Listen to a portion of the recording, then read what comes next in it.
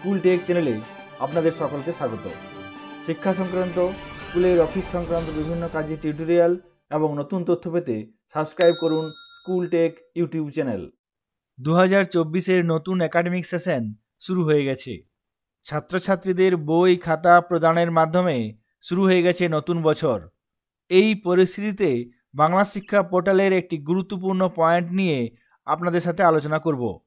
যদি কোনো ছাত্র বা ছাত্রী কোনো স্কুল থেকে ট্রান্সফার আউট হয়ে চলে যায়, তারপর দেখা যায় তার ট্রান্সফার সার্টিফিকেটে ভুল আছে, সেক্ষেত্রে সেই ভুল কিভাবে ঠিক করবেন, বাংলা শিক্ষা পোর্টালের মাধ্যমে কিভাবে ট্রান্সফার আউট করতে হবে সেই সংক্রান্ত ভিডিও আগেই পোস্ট করেছি, আপনারা চ্যানেল থেকে পেয়ে যাবেন, কিংবা ডেসক্রিপশন বক্সে দেওয়া লিঙ্ক থেকে ট্রান্সফার আউটের ভিডিওটি আপনারা পেয়ে যাবেন।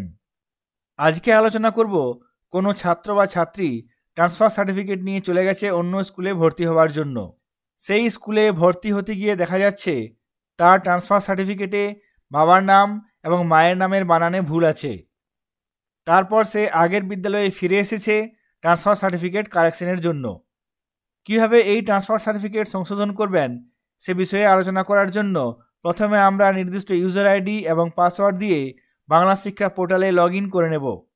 বাংলা শিক্ষা পোর্টালে লগ ইন করে গেলাম। এরপর যে ছাত্র বা ছাত্রীটি ট্রান্সফার সার্টিফিকেট নিয়ে চলে গেছিল তার ট্রান্সফার সার্টিফিকেটের কারেকশনের জন্য বাঁ দিকে অপশানগুলির মধ্যে থেকে প্রথমে স্টুডেন্ট এন্ট্রি আপডেট এই অপশানটিতে ক্লিক করব।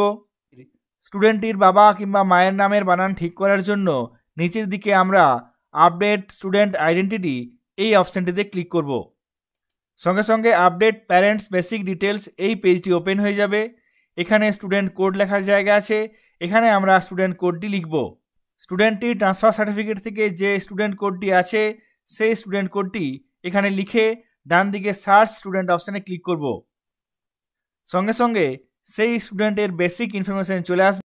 এখানে স্টুডেন্ট কোড থাকবে, এখানে স্ট্যাটাসে দেখুন ড্রপবক্স সিসি সেন্ট আপ, অর্থাৎ এই স্টুডেন্টটি আমরা ট্রান্সফার সার্টিফিকেট দিয়ে দিয়েছি সেই জন্য ড্রপবক্সে আছে।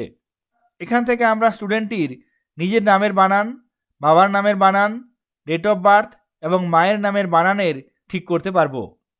নির্দিষ্ট তথ্যের ভিত্তিতে এখানে আমরা বাবার নাম এবং মায়ের নামের বানান ঠিক করব। ওয়াই ছিল, এখানে আমি আই কারেকশন করব। এখানে বানানে ভুল আছে, বার্থ সার্টিফিকেট অনুসারে এখানে বানানটি আমাকে চেঞ্জ করতে হবে। এখানে বানানগুলি ঠিক করে নেওয়ার পর নিচে আপডেট ডিটেলস অপশানে ক্লিক করব। তাহলেই এই স্টুডেন্টের বাবার নাম এবং মায়ের নামের বানানের কারেকশন হয়ে যাবে। সঙ্গে সঙ্গে একটি মেসেজ আসবে সাকসেসফুলি আপডেটেড, অর্থাৎ ওই ছাত্র বা ছাত্রীটির বাবা এবং মায়ের নামের বানানের কারেকশন হয়ে গেল।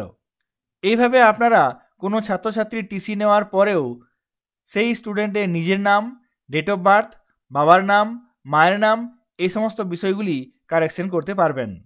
এছাড়া যদি এই স্টুডেন্টের আরও কয়েকটি ডিটেলস আপডেট করতে চান, যেমন bank account, address, phone number এই সমস্ত বিষয়গুলি আপডেট করতে চাইলে এখানে আমরা বাঁ দিকে স্টুডেন্ট এন্ট্রি আপডেট এই অপশানটিতে ক্লিক করব। তারপর নিচে আপডেট স্টুডেন্টস বেসিক ডিটেলস এই অপশানটিতে ক্লিক করব। এখানে দেখুন স্টুডেন্ট কোড লেখার জায়গা আছে, এখানে স্টুডেন্ট কোডটি লিখব এবং তারপর সার্চ স্টুডেন্ট এই অপশানটিতে ক্লিক করব। এখানে দেখুন স্টুডেন্ট নেম আপডেট করা যাবে না, এখানে ডেট অফ বার্থ আপডেট করা যাবে না, ফাদার্স নেম, মাদার্স নেম কোনোটিই আপডেট করা যাবে না। এই পয়েন্টগুলি আপডেট করার জন্য আপনাদেরকে আমি আগেই দেখিয়েছি কিভাবে আপডেট করতে হবে। এরপরে নিচে দেখুন এখানে gender, guardian contact number, medium, address, phone number, bank account এই সমস্ত বিষয়গুলি আপডেট করা যাবে। যদি আপনারা এই অপশানগুলির মধ্যে থেকে কোনো অপশান আপডেট করতে চান, এডিট করে নেওয়ার পর নিচে আপডেট ডিটেলস অপশানে ক্লিক করলেই এই স্টুডেন্টের ডিটেলস আপডেট হয়ে যাবে। কোনো ছাত্র বা ছাত্রীকে টিসি দেওয়ার পরেও যে সমস্ত বিষয়গুলি আপডেট করা যাবে, এডিট করা যাবে সেই বিষয়গুলি আপনাদের সাথে আলোচনা করলাম।